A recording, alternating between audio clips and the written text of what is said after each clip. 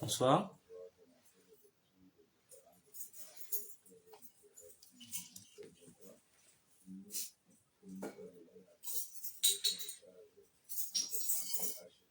Bonsoir à tout le monde.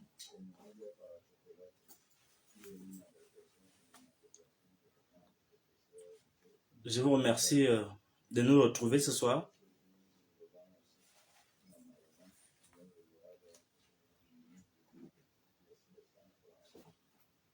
Oui, bonsoir Damas. Freddy, bonsoir. Morino, bonsoir. Damas Kam, bonsoir.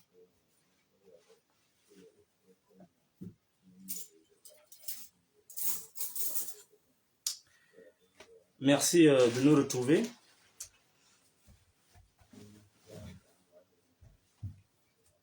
Nous allons avoir une petite cérémonie de quelques minutes.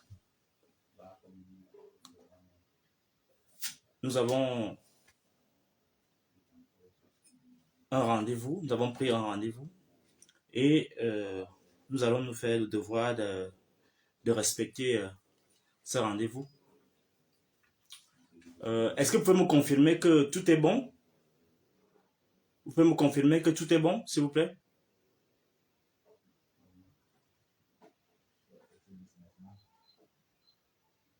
Est-ce que vous pouvez me confirmer que tout est bon, s'il vous plaît?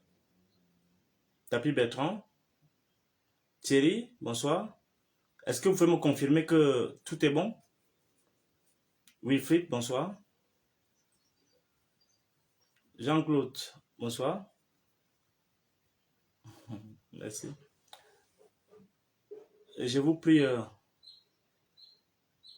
de comprendre que le temps est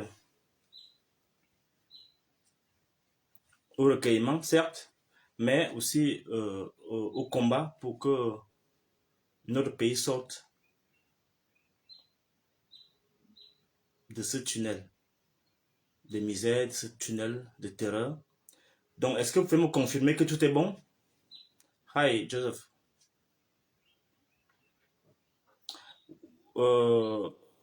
Oui, je sais que ça s'est coupé. Bon, on va donc essayer d'être un peu plus rapide là.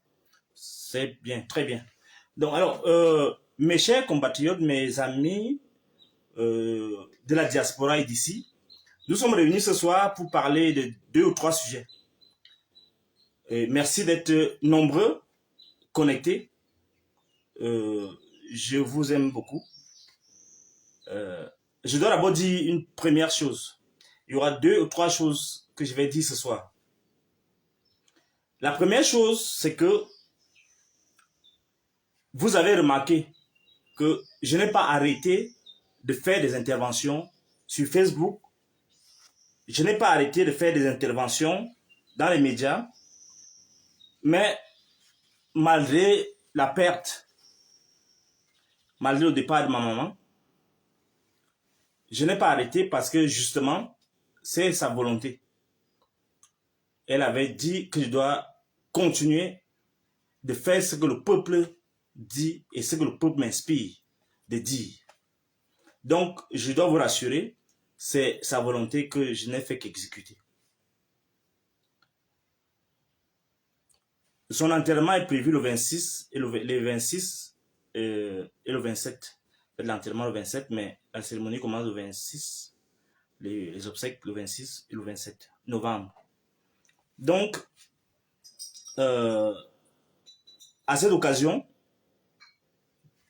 dès demain, je vais suspendre donc toute activité à caractère politique ou social pour me consacrer à un hommage que je vais lui rendre à travers un ensemble de textes qui seront publiés ici même et qui apparaîtront comme l'hommage que je lui rends et à travers lequel vous allez comprendre qui je suis aussi. Parce que lui rendre hommage, c'est restituer ce qu'elle a fait pour moi. C'est restituer ce qu'elle représente en tant que femme, en tant que mère, en tant qu'épouse, en tant que ma fan aussi, puisqu'elle a été ma première fan. C'est elle qui m'a encouragé dans ce travail de conscientisation de notre peuple. Donc, je vais lui rendre hommage à partir des premiers jours de novembre, tout à fait incessante. Vous aurez donc l'occasion de lire sa vie, de comprendre son combat, de comprendre ce qu'elle fut et ce qu'elle représente. Je voudrais donc vous rassurer que je suis plus fort que jamais, plus concentré que jamais.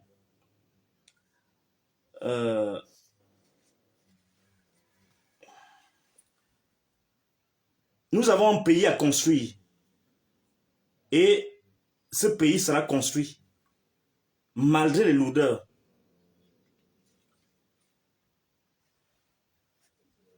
Je profite de cette occasion pour vous dire d'entrer le jeu que le peuple est en débandade parce que ceux qui sont censés porter le message politique, l'action politique de revendication et de reconstitution de notre histoire, c'est-à-dire les politiques, ont dessiné le vide.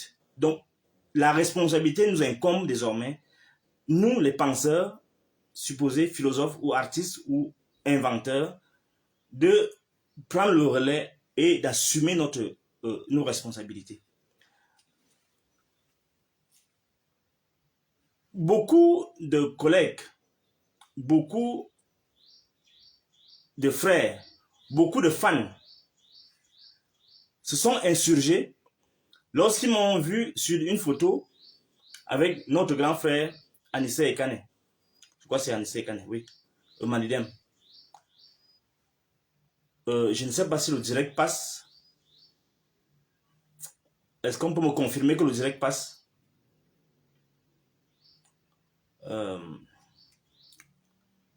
Est-ce qu'on peut me confirmer que le direct passe, s'il vous plaît? Parce que là, je crois qu'il y a une interruption. Je crois qu'il y a une interruption et j'aimerais bien... mes amis, est-ce que le direct passe, s'il vous plaît?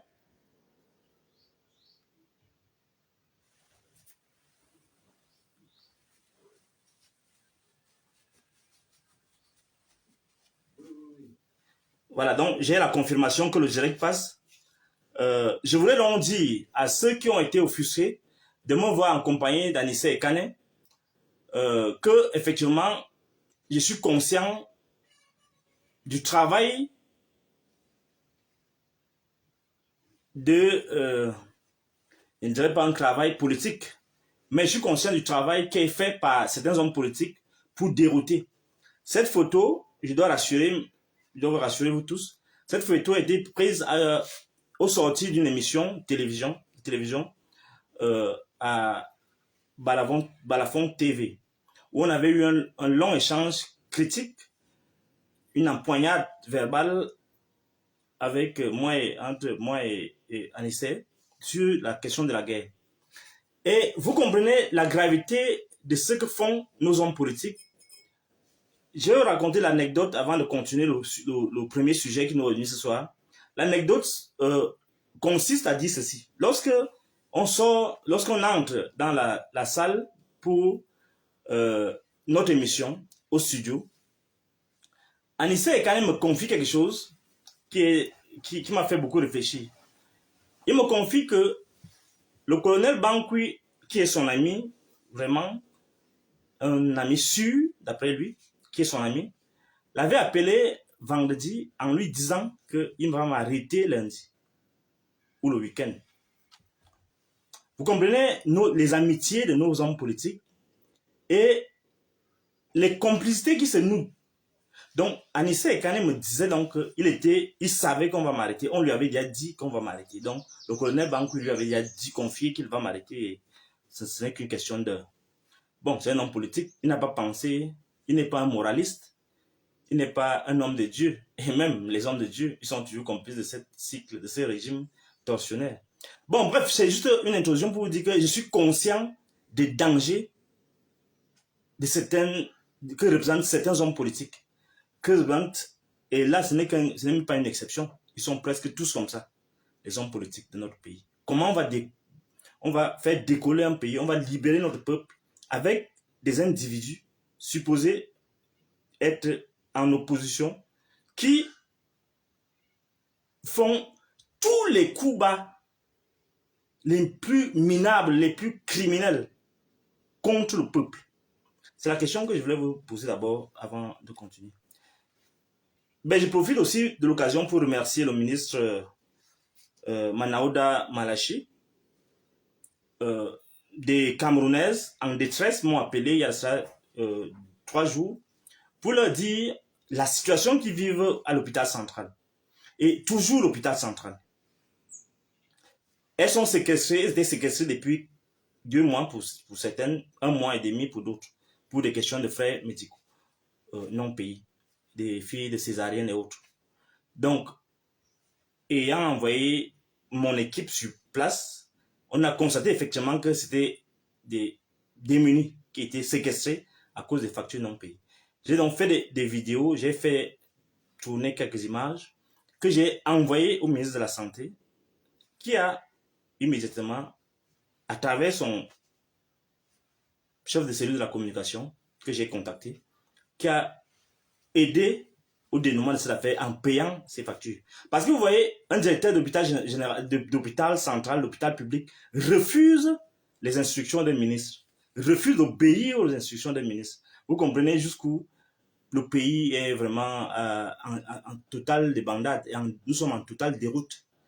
Lorsqu'un directeur d'hôpital refuse d'exécuter, d'obéir à la loi, au texte réglementaire qu'émet son ministre de tutelle. Vous comprenez donc que ça ne peut plus donner. Donc je remercie l'occasion, je saisis l'occasion pour remercier le ministre Manaouda Malachi. Je ne le connais pas, mais je crois qu'il garde encore un peu de normalité en lui. Donc merci beaucoup à vous, monsieur le ministre. Donc, ceci dit, le premier sujet que nous allons aborder ce soir, c'est l'annonce que je vais faire, celle-ci. Les gens de la diaspora, nos amis de la diaspora, les Camerounais de bonne volonté qui sont ici sur place, ont contribué de manière déterminante aux frais médicaux, aux frais de justice, aux autres dépenses liées à ma maladie. J'annonce ici, donc, que on ne peut pas prétendre faire la révolution sans avoir la maîtrise des outils intellectuels, des contenus, de savoir et un caractère crampé qui puisse nous permettre de réaliser ce pourquoi nous nous déterminons tous les jours. Il est question donc qu'on mette à la disposition de tous les Camerounais des textes pour qu'ils puissent, même si tu ne sais pas lire, même ton fils peut lire à ta place. Désormais donc, puisque les frais, j'ai accumulé 1 600 000, je n'ai pas épuisé tout cet argent. On a donc dû négocier avec les libraires pour faire imprimer les prix et à moins de coûts. On a donc décidé que les ouvrages qui étaient à 15 000, donc la révolution de la pensée africaine, désormais, ce livre, la révolution de la pensée africaine, qui va nous permettre de comprendre comment transformer notre vécu dans le sens positif qu'il nécessite. Cet ouvrage, la révolution de la pensée africaine, désormais, grâce à votre concours, ça se met à votre disposition désormais à 7 500 francs pour tous ceux qui doivent et vont l'acheter. Grâce au sponsoring de la diaspora et de vous-même qui avez contribué à cela. Donc, la révolution de la pensée africaine, pour vous qui êtes des adultes, sera désormais à 7 500. Pour les élèves et les étudiants, désormais ce livre de 436 pages est à votre disposition à 5 000 francs. Tout le monde doit l'avoir parce que si nos jeunes frères de terminale et de l'université lisent ce livre, il a en lui tout le condensé de ce qui doit être retenu comme impératif de réflexion actuellement. De même, puisque ces deux livres fonctionnent ensemble, ce livre aussi, désormais, Donc, on parle de 15 000 à 7 500 et 5 000 pour les élèves et les étudiants. Désormais, ce livre, Paul Biya, Chronique de la faim, qui vous donne en quelque sorte, qui fait le diagnostic de ce qui se passe dans le pays et qui vous projette dans ce qui doit être fait. Ce livre, désormais, lui aussi passe de 15 000 à 7 500 et à 5 000 pour les élèves et les étudiants. 5 000 francs, vous devez l'avoir. Parce que si on ne forge pas le mental, on n'est pas encore prêt à assumer les responsabilités. Parce que pour assumer les responsabilités et faire basculer le pays dans le sens où il faut à mon avis, il y a d'autres livres, il faut avoir les 2 livres aussi. Donc avec 15 000 francs, je vais vous avoir les 2 livres. Et pour les élèves, vous devez les avoir à 10 000 francs. Je vous invite, je vous supplie, chers parents, il faut absolument que nos jeunes frères, nos jeunes sœurs lisent ça. Parce qu'il ne faut pas négliger les femmes. C'est les femmes qui vont nous permettre de sortir de ce gouffre. Elles doivent lire ces 2 livres-ci. Elles doivent les lire parce que ça bâtit leur personnalité, ça leur donne les outils comment s'exprimer au niveau même de l'écriture, de maîtriser l'expression, de maîtriser la capacité de réflexion, de maîtriser la capacité de projection, de maîtriser la capacité de se déterminer avec courage dans la vie. Donc, grâce à vous, je vous annonce donc ces livres-ci pour les étudiants. Vous m'appelez au 2 numéro 690, ou bien pas appeler, vous écrivez par WhatsApp au 2 numéro 690 49 93 65. 690 49 93 65 ou 680 11 08 89. 680 11 08 89. Et je vous expédie cela. The same with the English version of this one. Bias and the Future of the Nation.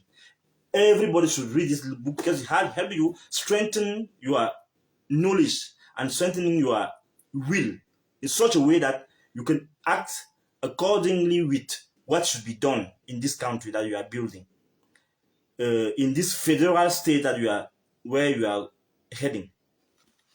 So, voilà ce que je voulais dire dans ce régime. L'autre chose, c'est que je vous avais annoncé que une organisation avait mis à ma disposition un montant de 1 000 € pour le billet d'avion et pour éventuellement un déplacement. J'annonce que ces 1 000 € qui sont toujours disponibles, la décision sera prise après les obsèques de ma mère. On va décider ce qu'il y a lieu de faire. Pour le moment, on est dans ce pays, on va organiser les obsèques de ma mère et on va aviser sur les décisions par rapport à ce qui doit être fait. Nous allons décider ensemble la semaine qui suit les obsèques, c'est-à-dire que comme les obsèques sont prévues le 26 et le 27 novembre, la semaine qui va suivre là, après un petit repos, on va donc décider ensemble comment réorienter la lutte. Donc, la deuxième chose dont je voulais parler ce soir, c'est que le collectif des victimes des hommes sanglants. Le collectif des victimes des hommes sanglants, j'invite tous ceux qui ont été torturés à la CEMIL, je le dis encore, que nous avons construit ce collectif pour lutter contre la torture. On va arrêter la sorcellerie de la torture dans ce pays. Ce n'est pas une faveur, c'est que dans tous les instruments, toutes les institutions, au plan national et au plan international, rien n'est, dans aucun endroit, on encourage la torture. Donc, il n'est plus question qu'une Camerounaise se sent en insécurité, se sent menacée de torture. Nous allons y mettre un terme à travers ce collectif qui va désormais représenter toutes les victimes à tous les endroits, aussi bien au plan national qu'au plan international. Je dois vous dire, je vous l'ai dit la dernière fois, que au plan national, notre plainte a connu une évolution et M. Joël Mémile Bangui et ses collaborateurs qui m'ont torturé, ils sont poursuivis et il y a une enquête qui a été ouverte contre eux. Et je ne vais pas me contenter de cela. Je ne vais pas dire ma stratégie, mais sachez que je ne me contenterai pas de la justice camerounaise, à moins qu'il soit surpris positivement. Mais nous sommes décidés, nous serons déterminés dans cette action-là.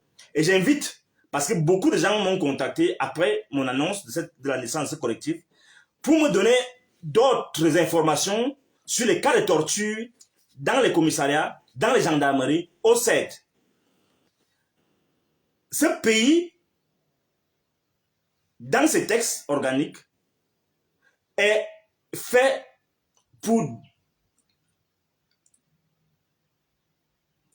interdire des cas de maltraitance des Camerounais. Au niveau international, il y a les outils, il y a les instruments qui interdisent la torture. Et le Cameroun a ratifié ces outils. Parce que la torture est tellement dangereuse que c'est elle qui nous maintient dans la misère. C'est elle qui nous maintient dans l'ensauvagement. C'est elle qui fait émerger des bons hommes qui passent pour des dieux. Parce qu'on a une arme, justement, on se sent en pouvoir de torturer qui on veut, de menacer qui on veut, de s'en prendre à qui on veut. Il est question qu'on dise à ces hommes, à ces militaires, à ces policiers, à ces gendarmes brebis galeuses qu'aucun instrument ne les autorise, ne leur donne le pouvoir de torturer les Camerounais. Et c'est le combat que nous allons mener et que nous avons commencé à mener. Je dis donc tous ceux qui ont été torturés, tous ceux qui ont été torturés dans ce pays, aussi bien dans les commissariats, dans les gendarmeries, partout, vous devez vous rapprocher de moi et du collectif que nous avons constitué et d'autres gens qui sont ici au Cameroun et à l'étranger. Nous avons mis sur pied ce collectif pour justement que les Camerounais se sentent en sécurité, se sentent en droit de mériter ce pourquoi ils se sacrifient. Les Oumniobé ne sont pas morts pour que les gens continuent de torturer. Que des gens, en 2021, que nous soyons sous la férule des soldats chasseurs qui ont peur de faire la guerre, mais qui ont trouvé le moyen de se faire riches en chassant le civil dans les villes. Il n'est pas question qu'on puisse accepter, qu'on puisse laisser de tels gendarmes, de tels policiers, de tels militaires s'acharner ainsi sur notre avenir, s'acharner ainsi sur nos libertés. Ça doit s'arrêter et ça va s'arrêter. Nous allons combattre jusqu'au bout, suivant les conseils de ma mère qui est morte, cette imposture criminelle. Je leur dis, nous arrivons. Nous arrivons. Donc, je n'ai pas oublié l'administration pénitentiaire. Je n'ai pas oublié parce que eux aussi, ces proies faciles qu'on leur amène, les prisonniers, c'est là où ils trouvent tout le moyen de se faire bombance et de narguer le peuple. D'ailleurs, je peux vous dire, nous avons identifié quelques victimes déjà qui sont de certains partis politiques, notamment du RDPC, du MRC, de la société civile, bien sûr. Donc, les victimes qui nous ont déjà contactés sont donc de ces partis politiques-là. Ils sont aussi des civils qui ont été pris dans le cadre de la guerre au nord du sud, de la guerre civile qui est au nord du sud-est. C'est-à-dire des citoyens aussi ordinaires.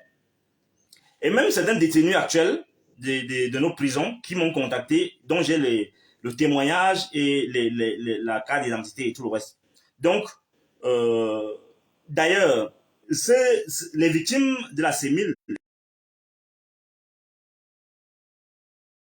notamment ceux qui sont à Konengi, notamment Ebala et